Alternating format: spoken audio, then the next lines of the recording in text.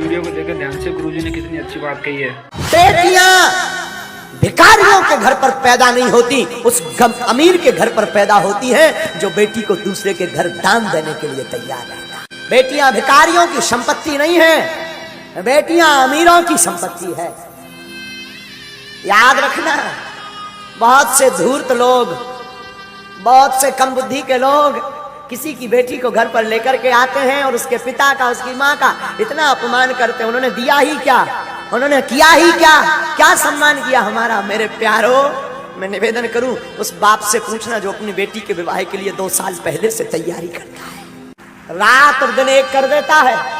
वो पिता अपनी बेटी के लिए एक एक कपड़ा, एक एक वस्त्र, एक एक भोजन का सामान, एक एक बर्तन संजो करके रखता है कि बारात आएगी ताकि किसी को कोई असुविधा ना हो। और तुम एक रात में जाकर के पूरे कार्यक्रम को तहस नहस करके आ जाते हो और उसी बाप की 2 साल की मेहनत को 2 शब्द कह करके तुम पानी में बहा देते हो। क्या गुजरती होगी उस बाप पर, उस पिता पर। आजकल समझ ही नहीं होते हैं, बिजनेस होता है। बेटियों को बेचा जाता है, पुत्रों को बेचा जाता है। दहेज लेना पाप नहीं है, पर मुंह मांग करके दहेज लेना महापाप है। उपहार लेना पाप नहीं है, दहेज लेना महापाप है। मैं निवेदन करूंगा व्यासपीठ से, किसी बाप को कुछ देने को नहीं होता, 1 रुपया नहीं होता, उस बाप के दिल से पूछो जिसके घर पर सयानी बेटी होती है। उस बाप के हृदय से पूछना क्या गुजरती है।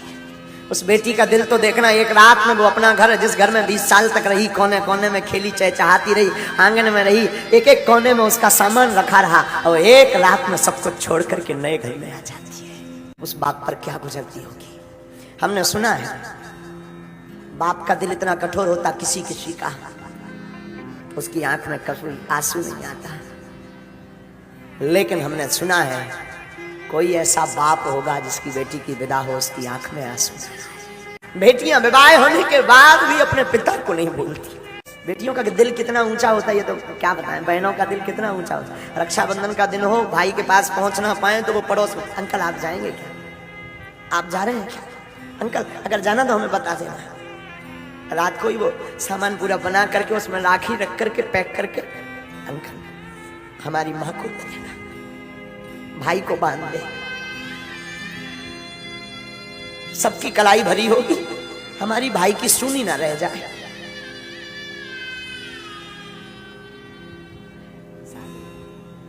और कई बहनों का तो हमने देखा, बहुत हम बहुत नजदीक से महात्मा देखते हैं, कई बहनों का बहुत नजदीक से अनुभव करते हैं।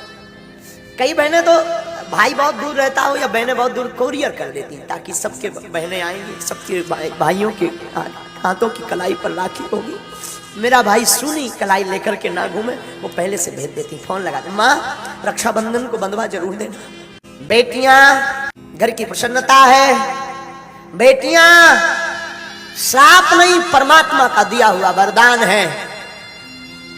बेटियां अमीरों के घर होती हैं, जो धन से नहीं दिल से अमीर होते हैं, उनके यहाँ बेटियां होती हैं। बात बहुत विरोधाभास वाली होगी, शायद किसी के चित्त को यह बात ना खले, मुझे खबर नहीं, पर पागलों हमारी बुद्धि कहती है काश बेटियों को पिता का रखने का अधिकार होता होगा तो वृद्धाश्रम भारत में या देश में कहीं नहीं होते। अगर बेटियों को माता पिता का रखने का अधिकार दे दिया जाए तो वृद्धाश्रम बंद हो जाएंगे। लेकिन ये बात भी बोलूं तो ये गलत नहीं होगी, वही बेटियां जब वहां ससुराल पक्ष में पति के घर जाती हैं और सास ससुर को ही माता पिता मान ले, तब भी वृद्धाश्रम बंद हो जाएंगे। बात कड़वी जरूर है, पर है तो है। हर बेटी विवाह के बाद चाहती है जो मुझे सासू माँ मिले वो मेरी माँ जैसी मुझे छूट दे, मेरी माँ जैसी मुझे रखे, पर खुद बेटी नहीं बनना चाहती। और हर सासू माँ अपने पुत्र का विवाह करने के बाद चाहती है मेरी जो बहू आए वो मेरी बेटी की भांति रहे, पर खुद मां नहीं बनना चाहती।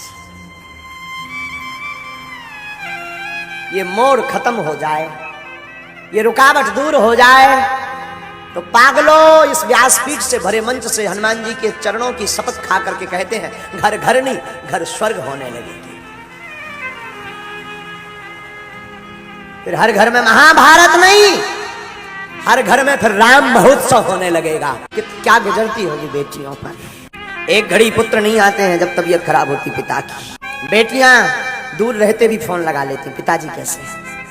पिता के प्रति बड़ा गजब का प्रेम होता है बेटियों का।